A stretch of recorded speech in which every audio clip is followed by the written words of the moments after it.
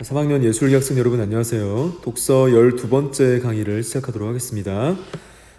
지난 시간에 선생님이 독서의 방법 중에 감상적 읽기에 대해서 구체적인 어떤 작품과 함께 여러분과 수업을 했어요. 그래서 박완서 작가의 꽃출석부라는 수필 한 편을 살펴봤는데 이 글에 여러분이 공감할 수도 있고 공감하지 못했을 수도 있어요. 그래서 공감했다면 그와 관련된 경험이 어느 정도 배경식으로 마련되어 있는 학생이었을 테고, 자, 공감하지 못한 학생들은 그렇지 않았을 수도 있어요. 자, 그래서 자신의 경험 여부에 따라서 해당 문학 작품에 공감할 수도 있고 그렇지 않았을 수도 있는데, 자, 공감한 학생이라면 어떤 부분에 공감했는지, 그리고 그 부분에 공감했다면 자, 어떤 이유에 의해서 공감하게 되었는지, 그 부분을 여러분이 생각해 보면서 공부를 했으면 좋았습니다. 자, 지난 시간에 선생님 과제 하나를 냈을 거예요. 그 과제에 대한 여러분의 의미 부여가 굉장히 다양하고 참신했었는데 문구는 이랬어요. 자, 문구는 푸른 바다에는 고래가 있어야지. 어찌 보면 당연한 것 같죠?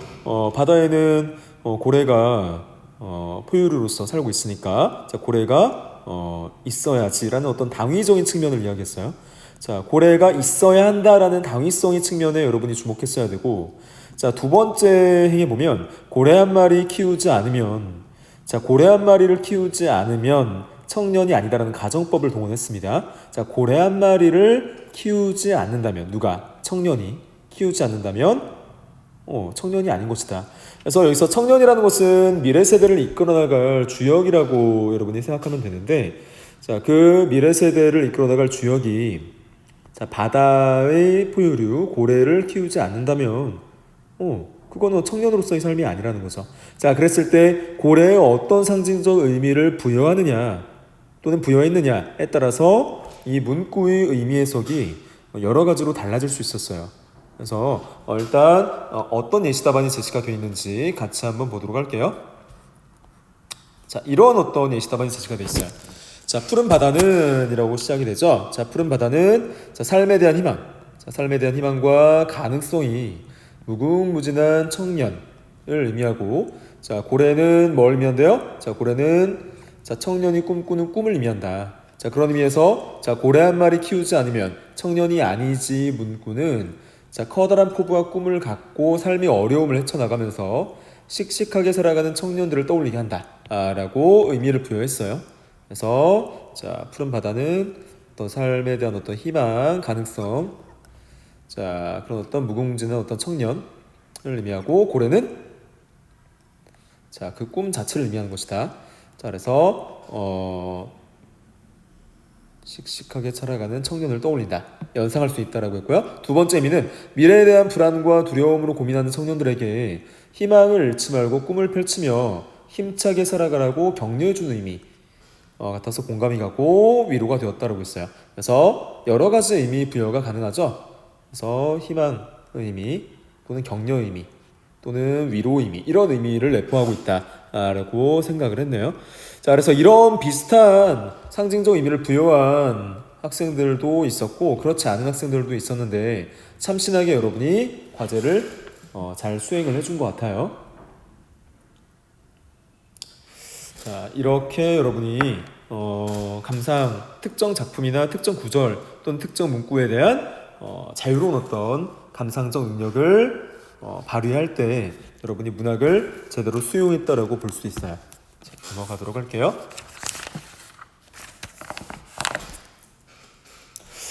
자, 넘어가서 여러분 지난 시간에 우리가 배웠던 박완서 작가의 꽃 출석부를 어느 정도 이해했는지 자, 학습활동을 통해서 살펴보기로 할게요. 자, 학습활동을 보도록 합시다. 꽃 출석부는 어떤 수필이었죠? 어떤 내용을 담고 있었죠? 지난 시간에 배웠던 내용을 잠시 한번 떠올려 볼까요? 출석부는 출석부인데 꽃 출석부라고 자, 수식어가 동원된 이유는 박완서 작가의 앞마당에 꽃이 피는데 시기별로 100여 종에 달하는 꽃이 폈었죠. 그래서 각각의 꽃에 번호를 부여했다. 자, 우리가 여러분도 학급에 번호가 있듯이 자, 꽃들에게 각각의 번호를 부여함으로써 출석부의 어떤 개념을 결부시키지 않았나라고 생각이 돼요. 자, 그래서 꽃 출석부에 담겼던 의미는 특정한 어떤 시기적 어려움을 극복하고 자, 피어나는 꽃들, 그 꽃들의 의미를 부여하고 싶었던 박완서 작가의 어떤 의도가 엿보이고 있는 부분들이 있었어요. 자, 그래서 작가의 어떤 경험을 소재로 어떤 세밀한 어떤 관찰 그리고 섬세한 어떤 감정의 표출이 두드러졌었고, 그리고 꽃이 피어날 때마다 그 꽃을 기억하는 어떤 측면에서 작가의 어떤 설렘이라든가 어떤 기쁨의 요소도 작품에 잘 드러나 있었어요. 이렇게 여러분이 정리를 하면 되겠고, 자, 1번 문제를 볼게요. 이 글의 주요 내용을 파악해보자라고 해서 복수초에 대한 글쓴이 생각의 변화, 자, 생각과 심리가 어떻게 변화했는지를 여러분이 정리해보라는 건데, 자, 첫 번째 단계에 보면 작년 가을에 이웃에게서 복수초를 받았을 때, 자, 그 다음 3월이 되어서 꽃 두 송이를 처음 보았을 때, 자, 세 번째 복수초가 큰 눈을 이겨내고 꽃을 활짝 피웠을 때, 자, 그때 생각의 변화가 어떻게 이루어지고 있느냐를 여러분이 살펴봤어야 돼요. 그래서 일단 이 부분은 선생님이 시간을 줄 테니까 잠깐 화면을 멈춰보고 여러분이 직접 한번 수행을 해보세요. 네, 여러분이 스스로 수행을 했다고 생각하고 같이 한번 살펴볼게요. 작년 가을에 이웃에게서 그 복수초를 받았을 때 그때는 어떤 태도를 보였다는 거예요?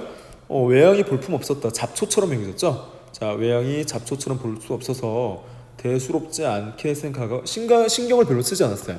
자, 신경을 별로 쓰지 않고 대수롭게 생각을 했어요. 자, 3월이 되어서 꽃 두 송이를 처음 보았을 때 그때는 어떤 감정을 품었냐면 주변과 잘 어울리지 않아서 생뚱맞다고 생각을 했어요. 그래서 역시 긍정적인 어떤 태도의 변화는 아니죠. 자, 그리고 세 번째로 복수초가 큰 눈을 이겨내고 꽃을 활짝 피웠을 때는 긍정적인 태도로 변화합니다. 자, 신기하면서 감탄했고 자랑스럽게 여기는 태도가 드러나 있었어요. 자, 그래서 그러한 어떤 일련의 시간의 흐름에 따라서 필자, 즉 작가 박완서의 태도와 감정의 변화가 이렇게 변화하고 있음을 여러분이 정리를 잘 해주시면 되겠어요. 자, 다음 2번 글쓴이 머릿속에 있는 출석부에 관해서 이야기해보자. 출석부에 등장하는 꽃들의 특성은 어떠하냐라는 거죠. 이거는 같이 한번 살펴볼게요. 꽃들의 특성은 주위에서 비교적 쉽게 볼 수 있다는 거죠. 자, 비교적 쉽게 볼 수 있는 작고 소박한 꽃들이었고요.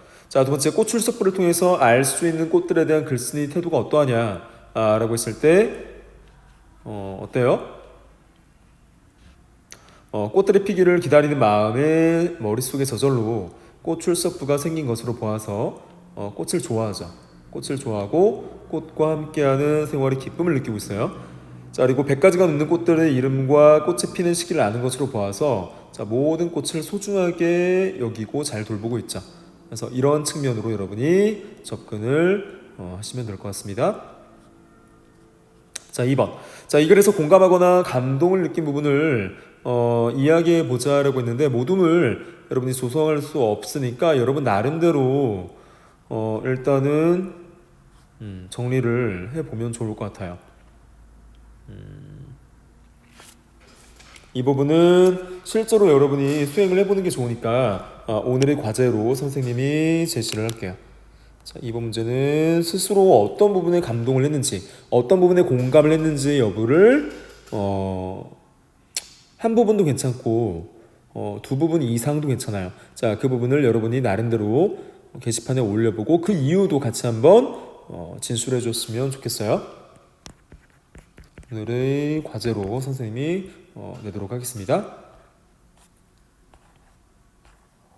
자, 그 다음 3번 문제 볼게요. 3번. 자, 이 글을 읽고 깨달은 것을 정리해보고 그 내용을 삶에서 실천해보자. 자, 이 글을 읽고 깨달은 부분이 어디냐라는 거죠.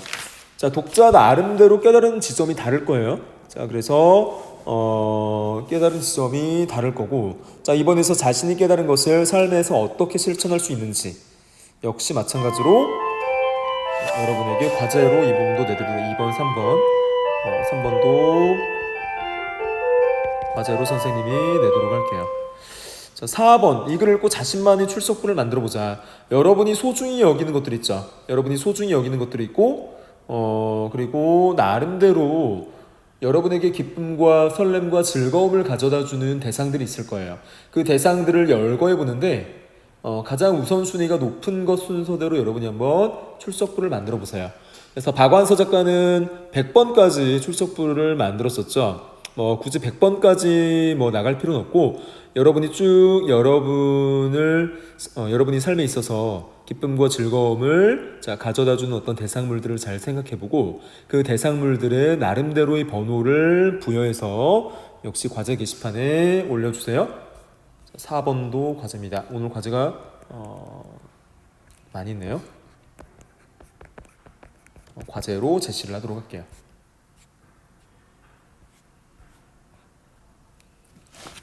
자, 그 다음 더 읽어보기 부분에 이중섭의 편지라는 편지글이 있어요. 그래서 편지라고도 하고 서간문이라고도 해요. 그래서 어떤 전원, 즉 메시지를 전달하고자 했는지 그 부분만 여러분이 판단해보고, 자, 이 편지에 담겨있는 정서, 태도에 여러분이 공감할 수 있는지 여부, 그 부분을 잘 한번 생각을 해보세요. 자, 같이 한번 보도록 할게요. 내 사랑하는. 자, 굉장히 애정 섞인 목소리로 시작을 하네요. 자, 사랑하는. 자, 사랑한다. 자, 대상에 대해서 사랑의 감정을 표출했죠. 날마다 보고 싶다라고 있어요. 자, 보고 싶다라고 있는데 그 보고 싶고 사랑하는 대상이 누구예요? 자, 보고 싶고 사랑하는 대상이 태성이에요. 태성이. 자, 이 태성이가 아직 누군지에 대한 정보는 제시가 되어 있지 않지만 아들이네요. 자, 보니까 여기에서 아들로 제시가 됐어요. 자, 아들을 그리워하는 글쓴이의 어떤 부성이 잘 드러나 있다. 자, 그래서 아들한테 편지를 썼어요. 자, 편지를 썼는데 인사를 합니다. 아버지가 잘 있었니? 아빠가 있는 서울은 서늘해서 그림 그리기 아주 알맞고 좋단다. 자, 일단 필자의 안부를 전하고 있어요. 자, 그래서 안부를 전하고 있고 열심히 살아가고 있음을 이야기하고 있어요. 자, 모두 사이좋게 그리고 튼튼하게 용감하게 하고 싶은 것을 열심히 해주길 바란다. 라고 해서 아버지의 어떤 당부라고 볼 수 있겠네요. 아버지가 아들에 대한 어떤 당부를 담고 있어요. 자, 그래서 글쓴이 어떤 기대와 격려가 담겨 있고요. 자, 이제 얼마 안 있으면 아빠가 너희들이 있는 미슈큐로 갈 테니 태연이 형하고 사이좋게 기다려다오라고 해서 형인가 봐요. 태연이가 여기에서 형인가 봐요. 태연이 형하고 사이좋게 지내달라는 당부를 또 하고 있어요. 형하고 사이좋게 기다려다오. 자, 아빠는 태연이와 태성이가 개와 물고기와 놀고 있는 그림을 또 그렸단다. 자, 아버지가 화가로서 너희들을 그리워하는 마음에 태연이와 태성이가 개와 물고기와 놀고 있는 그림을 또 그려봤대요. 자, 그래서 자식들이 행복하고 사이좋게 우애 있게 지내기를 바라는 아버지의 마음을 전달하고 있다. 라고 보시면 되겠어요. 그래서 보면 아이들에 대한 어떤 애틋한 그리움을 그림으로 전달하고 있다라고 보시면 되겠습니다. 그래서 전체적으로 그 편지글인데, 자, 편지글에 화자의 어떤 감정과 정서가 충실히 표출되어 있고, 자, 시적 대상에 대한 애정 어린 목소리가 반영이 되어 있어요. 그래서 아빠 중섭이라고 썼네요. 네, 이런 부분을 볼 수 있어요. 자, 그랬을 때 이 글에 담겨있는 어떤 감정과 정서들을 여러분이 잘 파악을 했었으면 됩니다. 자, 이렇게 해서 감상적 독해, 감상적 읽기가 마무리가 됐고요. 자, 마지막으로 창의적 독해와 창의적 읽기예요. 그래서 창의적 독해와 창의적 읽기는 선생님이 독해의 방법을 소개할 때 뭐라고 말씀드렸냐면, 우리가 배웠던 내용 재구성하기 단원과 밀접하게 연관성이 있다고 했어요. 그래서 작품의 내용을 있는 그대로 받아들이는 것이 아니라, 자, 나 자신의 가치와 신념, 자, 배경 지식에 비추어 봤을 때, 자, 내용을 변형하거나 아니면 새롭게 내용을 구성하는, 자, 그러한 어떤 읽기 방법을 창의적 읽기라고 선생님이 설명을 했었어요. 자, 그러면 생각 열기 1번을 보면 다음 책들은 어떤 문제를 해결하는 데 도움이 될 수 있을지 말해보자. 라고 해서 2권의 책을 제시했네요. 자, 2권의 책을 제시했는데 첫 번째 책의 제목을 보니까 어때요? 촌에 살고 촌에 웃고. 5번째 책인데 귀농과 귀촌의 18인이 우수살의 이야기. 자, 두 번째 책을 보니까 어때요? 두근두근 나의 진로, 나의 진학. 자, 진로와 진학에 대한 어떤 정보를 제시하고 있는 책일 것이라는 생각이 들죠. 자, 첫 번째 촌에 살고 촌에 웃고라는 책은 역시 사례를 통해서 귀촌 또는 귀농에 임하는 또는 계획하고 있는 사람들에게 특정 정보를 전달해 줄 수 있는 그런 유용한 책인 것 같아요. 그래서 뭐 크게 여러분이 뭐 자유롭게 여러분이 생각을 할 수도 있지만 이미 특정 정보를 전달해 준다는 측면이 명확하니까 같이 한번 보도록 할게요. 일단 이렇게 제시를 하고 있어요. 촌에 살고 촌에 웃고는 도시에 살던 사람들이나 자, 은퇴하거나 하던 일을 그만두고 시골에 가서 농사를 지으며 살려고 할 때, 즉 귀농할 때 도움이 될 것 같다고 했고요. 자, 두근두근 나의 진로 나의 진학은 중고등학교 학생들이 대학 진학 또는 진로 문제를 고민할 때 그 고민을 해결하는 데 도움이 될 것 같다라고 했어요. 그래서 이런 부분에 대한 효용이 있다라고 여러분이 생각해 볼 수 있고요. 자, 이번에 자신이 겪고 있는 문제나 우리 사회에 존재하는 문제들을 한두 가지씩 정도 적어보자라고 했어요. 그래서 예시답안을 보면 뭐 진로 문제, 뭐 남북 분단 문제라든가 뭐 성적에 대한 고민도 물론 있을 수 있겠죠. 자, 친구 사이 관계 문제. 자, 그리고 뭐 어른들 같은 경우는 뭐 집값이 너무 높아서 서민들의 어떤 주거 생활에 대한 어떤 고민, 이런 고민들이 있을 수 있다라는 거예요. 자, 이런 어떤 다양한 문제를 해결하는데 창의적 독해가 동원된다라는 거예요. 그래서 그런 어떤 창의적 독해와 창의적 읽기의 개념을 같이 한번 살펴보도록 할게요. 자, 창의적 읽기의 개념이 제시가 되어 있어요. 자, 창의적 읽기는 글의 내용과 글쓴이의 생각을 바탕으로 해서 독자가 자신의 지식과 경험을 더해 새로운 의미를 만들어내는 활동이다라고 했어요. 그래서 독자가 자신의 지식과 경험을 더해서 새로운 의미를 만들어내는 활동, 새로운 의미의 구성 활동이라는 거죠. 새로운 의미를 만들어내는 활동, 구성하는 활동. 아까 선생님이 이 부분을 뭐라고 말씀드렸어요? 내용 재구성하기 라고 말씀드렸어요. 그래서 내용을 재구성해서 독창적인 어떤 방향으로 특정 문제를 해결하거나 아니면 대안을 제시하거나 이런 어떤 읽기 방법을 창의적 읽기라고 해요. 자, 이런 창의적 읽기를 통해서 독자는 자기만의 창조적인 생각과 관점을 구성할 수 있고 자신과 사회의 문제를 해결하는 방법을 생각해낼 수 있다. 또한 글쓴이 생각에 미흡한 부분이 있다면 어떻게 보완하고 어떻게 대체할 것인지 생각해 볼 수도 있다라고 했어요. 첫 번째, 개인과 사회의 문제를 해결하는 읽기. 자, 문제 해결로서의 가치가 있다는 거죠. 자, 창의적 읽기는 자, 문제 해결의 어떤 방법이 될 수 있다라는 설명이에요. 그래서 개인의 삶은 문제의 연속이고 개인이 속한 어떤 가정, 지역사회, 회사, 국가에서도 많은 문제가 생길 수 있다. 간단한 문제는 개인이 지닌 지식과 자, 경험으로 해결할 수 있겠지만 복잡한 문제는 개인이 혼자 힘으로 해결할 수 없는 경우가 많다. 이때 독서를 통해 혼자서는 해결하기 어려운 문제들을 풀어나갈 수 있는데 글에는 개인과 사회의 다양한 문제를 해결하는 데 도움이 되는 인류의 지혜와 경험이 담겨있기 때문이다. 독서를 통해 문제를 해결하려면 먼저 자신과 사회가 겪고 있는 문제가 무엇인지 파악해야 하는데 그 다음에는 문제 해결에 도움이 되는 글을 찾아서 읽고 다양한 해결 방법을 이끌어낸다.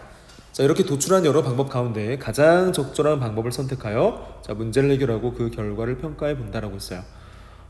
이 부분에서 핵심이 되는 부분은 개인과 사회의 다양한 문제를 해결하는 데 도움이 된다는 거예요. 도움이 되는 인류의 어떤 지혜와 경험이 담겨 있다는 거예요. 어디에? 문학 작품에. 자, 그래서 지혜와 경험이 어떤 지혜와 경험의 습득을 통해서 자, 문제를 해결할 수 있다라는 창의적 독해의 가치를 제시를 했고요. 자, 두 번째 문단은 독서를 통해 문제를 해결하려면 어떤 방법을 거쳐야 하냐? 자, 먼저 자신과 사회가 겪고 있는 문제가 무엇인지 자, 파악을 해야 되고 그 다음에 문제 해결에 도움이 되는 글을 찾아서 읽고 다양한 해결 방법을 이끌어낸다. 자, 이렇게 도출한 여러 방법 가운데 가장 적절한 방법을 선택해서 자, 문제를 해결하고 그 결과를 평가해 볼 수 있다라는 겁니다.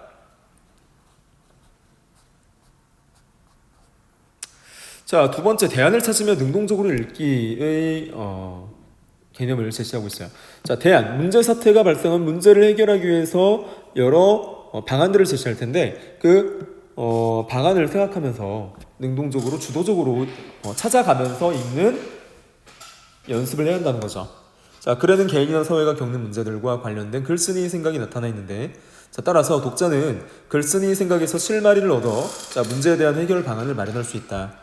이 과정에서 독자는 글쓴이 생각을 그대로 받아들이기만 하는 것이 아니라 글쓴이 생각을 뛰어넘어서 더 좋은 방법, 곧 대안을 생각해내기도 한다. 자, 이처럼 글쓴이 생각에 대한 대안을 찾는 활동은 창의적 읽기 특성을 잘 보여주고 있고, 대안을 찾기 위해서 글쓴이 해결 방안이 옳은지 또는 실현될 수 있는지, 효과적인지, 실용성이 있는지 등을 평가하고, 이를 바탕으로 해서 글쓴이 생각을 수정하거나 보완하는 어떤 활동들을 해야 한다는 거죠. 그래서 필자의 어떤 생각이나 견해를 있는 그대로 받아들이는 것이 아니라, 효용성이 있는지 또는 실용성이 있는지, 가치가 있는지를 평가해서 수정하거나 조금 더 보완할 필요가 있다는 거예요.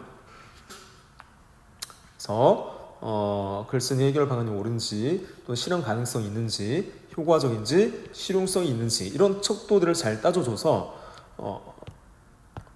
보완해야 한다, 수정하거나 보완하는 부분이 핵심적인 내용이라고 볼 수 있겠어요. 그래서 이렇게 창의적 읽기의 개념과 방법들에 대해서 소개를 해줬습니다. 자, 그러면 창의적 읽기의 독해 자료가 뒤에 제시가 되어 있는데, 독해 자료로 뭐가 제시가 되어 있냐면 김수지 작가의 뉴스 빅데이터로 보는 육아 변천사라는 글이 한 편 실려 있어요. 그래서 여러분이 이 글을 살펴보면서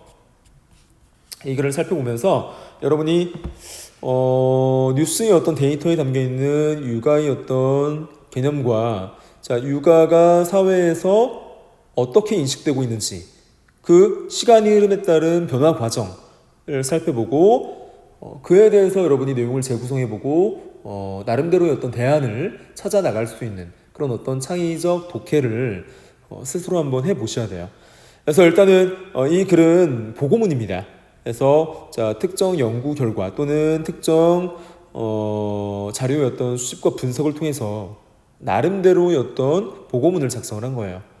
그래서 어떤 우리나라 사회의 어떤 육아 시스템이라든가 육아의 어떤 문제를 시간 흐름에 따라서 재했을 가능성이 높아요. 그래서 같이 한번 창의적 읽기의 관점에서 살펴보도록 할게요. 자, 봅니다. 라테 파파라고 되어 있네요. 라테 파파라는 말이 있다 라고 해서 이 부분은 신조어를 제시했네요. 새로운 어떤 단어를 만들어냈을 때 그 단어를 우리가 신조어라고 해요. 그래서 신조어를 제시하면서 글을 시작했는데, 이러한 어떤 신조어의 제시는 독자의 흥미와 관심을 끌고 육아의 어떤 분담이라는 어떤 화제를 제시하는 역할을 해요. 그래서 이 말은 뭐냐라고 봤더니, 한 손에는 카페라테를 들고 다른 손으로는 유모차를 끄는 아빠. 한 손에는 카페라테를 들고 다른 손으로는 유모차를 끄는 아빠를 뜻하는 말로 육아에 적극적으로 참여하는 아빠래요. 육아에 적극적으로 참여하는 아빠를 의미한대요. 유모차를 끌고 가면서 한 손에 카페라테를 들고 있으면 육아에 적극적으로 참여하는 것이냐라는 의구심이 좀 들기도 하는데, 이 글이 쓰여졌을 당시에는 유모차를 끌고 가는 것만 해도 남성의 기준에 있어서 또는 사회적 인식에 있어서 육아에 적극적으로 동참하는 것으로 인식을 했나 봐요.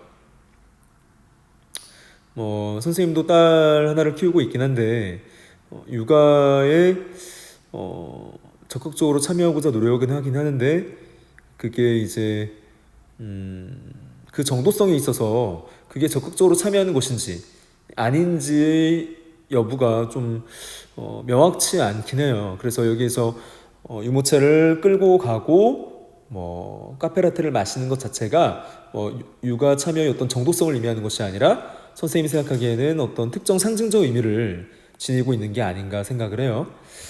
그래서 신조어이다. 적극적으로 참여하는 아빠들. 적극적으로 참여하는 아빠. 그 아빠를 말하는 신조어이다 라고 해서 적극성에 초점을 두고 있습니다. 자, 그래서 계속해서 뭐라고 언급을 하냐면 실제로 라테파파가 존재하는 대표적인 국가는 바로 스웨덴이다. 스웨덴에서는 남성 육아휴직제 사용률이 90%에 달하고 우리나라도 점점 좋아지고 있습니다. 자, 오후 4시면 아빠가 퇴근해서 아이들과 함께 돌본다. 우리나라도 공직사회부터 시작해서 하루에 2시간 정도 일찍 퇴근할 수 있습니다. 일찍 2시간 정도 퇴근하거나 아니면 2시간 정도 늦게 출근할 수 있어요. 그래서 선생님도 지금 육아 시간을 일주일에 4번 정도 사용합니다. 그래서 일찍 집에 가서 아이를 돌보고 또 같이 놀아줄 수 있는 시간을 제도적인 어떤 정착이 이루어지면서 선생님도 육아에 적극적으로 참여할 수 있는 기회를 좀 갖고 있어요. 그래서 우리나라는 아직 민간기업까지 정착되려면 조금 시일이 걸릴 것 같고 스웨덴 같은 경우는 90%에 이르는 남성이 육아휴직제를 사용할 정도니까 그만큼 남성의 육아 참여도가 이제 높고 보편화되어 있다고 볼 수 있겠죠. 자, 그래서 아빠가 퇴근해서 아이들과 함께 돌본다. 자, 그에 반해 한국에서는 육아 문제를 엄마들이 도맡아왔다는 거죠. 최근까지 육아 문제를 엄마들이 도맡아올 정도로 육아에서 남성들이 적극적으로 참여하지도 않았을 뿐더러 사회적인 분위기도 남성이 육아에 참여하는 것을 보편적으로 허용하지 않았다는 거죠. 그래서 엄마들이 도맡아왔다. 그래서 육아는 엄마의 문제였다 라는 사회적 인식이 강했다는 거. 도맡아왔다. 이러한 어떤 문제를 점차 해결해 나가고 있는 상황인데 이 필자가 이 글을 집필할 당시에는 어떤 상황이었나 볼게요. 뭐라고 했냐면 한국의 엄마들은 홀로 아이들을 키우느라 주의도 챙기지 못한 채 정신없이 살아왔다. 자, 그래서 스웨덴과 한국의 어떤 상황을 대비하고 있죠. 자, 한국 사회의 육아 현실을 뉴스 빅데이터로 뽑아보았다. 자, 우리 사회에서 라테파파가 불가능한 것인지 이때껏 한국에서 다뤄온 육아 담론은 무엇인지 지난 20년간의 기사를 빅카인즈를 통해 분석했더니 1997년부터 2016년까지 조사했다는 것으로 봐서 최근이 글은 아닌 것 같아요. 그래서 2016년만 해도 물론 육아에 남성이 동참하는 사회적 분위기가 조성이 됐었죠. 그래서 그렇게 여러분이 보면 되겠는데 5년 단위로 구분해서 육아와 관련한 기사 속 연관 단어들의 변화를 빅카인즈 워드 클라우드로 살펴보도록 하자. 그래서 이 워드 클라우드라는 게 뭐냐면 그 자료들에 담겨있는 키워드를 추출해낸다는 거예요. 자, 키워드를 추출해서 빈도수를 조사하고 그 빈도에 따라서 그러니까 시간 흐름에 따라서 육아 관련 또는 남성 육아 참여 관련 어휘가 증가하면 증가할수록 그 사회가 남성의 육아 참여에 대한 관심이 높아진다라고 볼 수 있어요. 그래서 여러분이 나중에 여러분이 이제 대학에 가서 특정 연구 분야를 선택해서 연구할 때에도 이 워드 클라우드를 활용하면 나름대로 그 사회의 분위기라든가 그 주제와 관련된 당시 어떤 세태를 분석하는 데 큰 도움이 돼요. 그래서 이렇게 워드 클라우드를 활용했더니 어떤 결과가 나왔느냐. 교과서 86쪽을 통해서 같이 한번 살펴보도록 할게요. 자, 여성에서 여성 근로자의 어떤 변화가 있었다라는 거죠. 그래서 일단 이것이 어떤 의미를 담고 있냐. 자, 20년간 빠짐없이 가장 빈번하게 등장한 핵심어는 역시 엄마 그리고 여성과 같은 여성 관련 단어였다. 육아와 돌봄을 여성이 전담하는 사회 구조가 반영된 결과이다.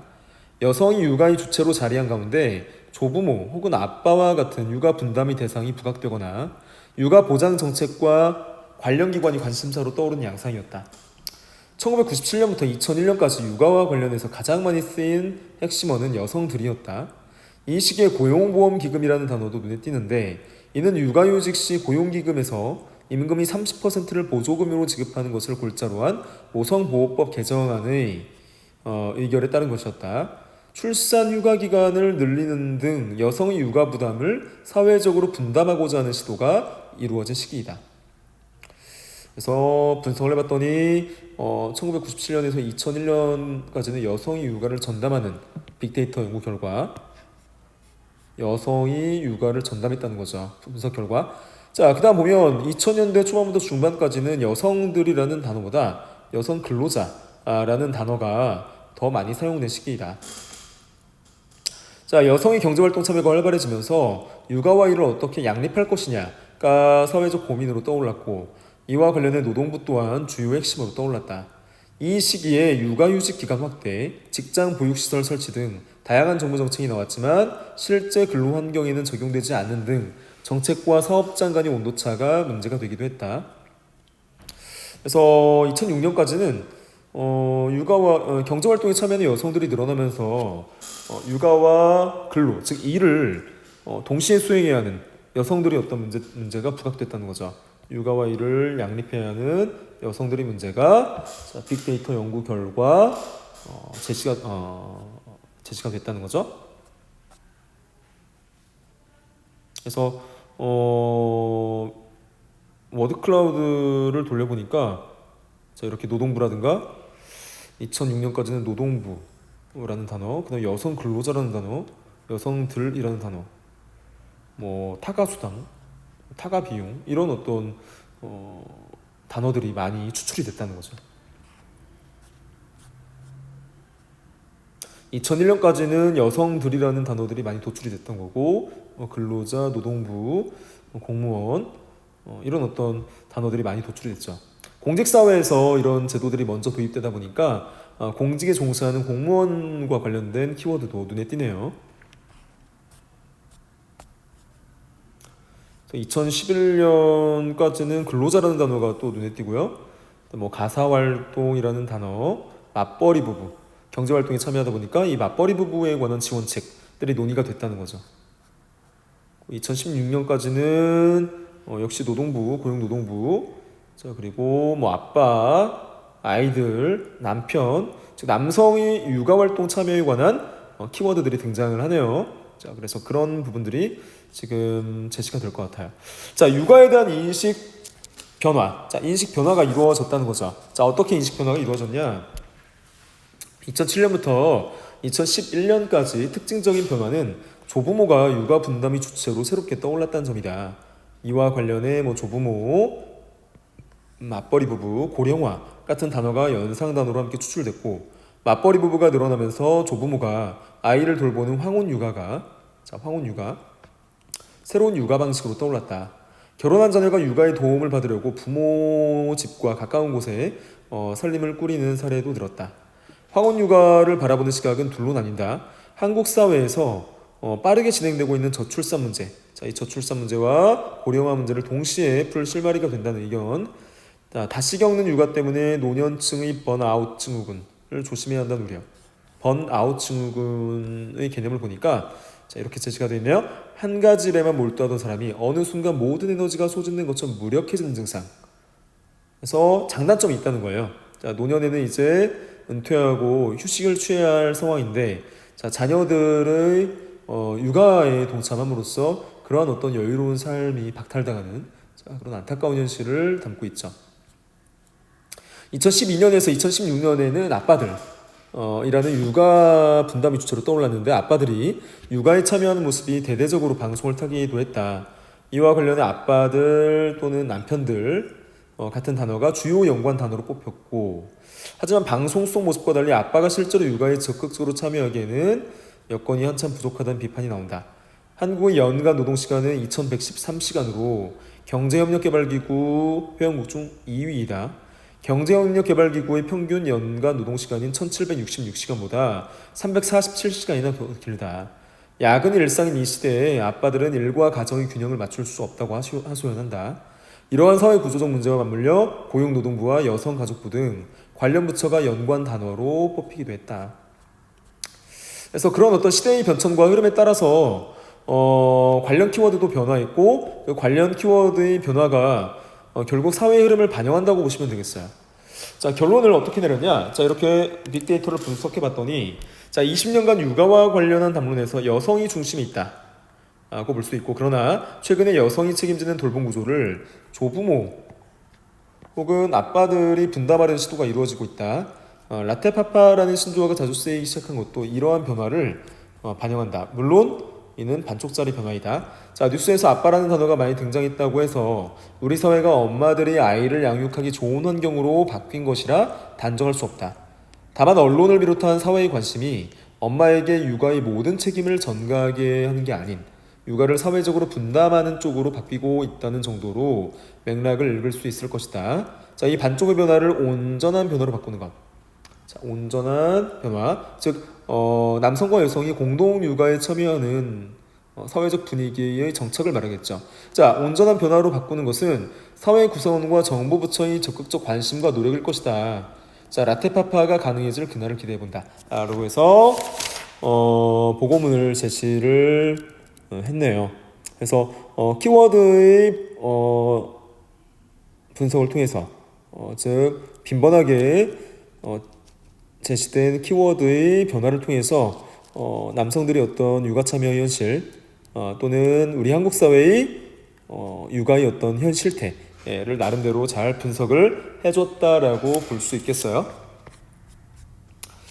자, 이렇게 해서 오늘 우리가 보고문 한 편을 살펴봤는데 여러분이 이 육아 변천사 글을 보면서 읽어 나가면서 자, 어떤 대안을 제시해도 되고 자, 그 대안을 생각하는 데 있어서 나름대로의 어떤 창의적 사고가 반영되면 좋겠어요. 그래서 다음 시간에 이와 관련된 여러분이 어떤 견해를 피력할 수 있는 기회가 있을 겁니다. 자, 오늘 강의는 여기에서 마무리를 짓도록 하고요. 다음 시간에 선생님과 함께 오늘 내준 과제를 같이 한번 살펴보는데 과제도 충실히 여러분이 게시판에 올려주시면 좋겠습니다. 자, 오늘 고생했고요. 다음 시간에 보도록 할게요. 수고했습니다.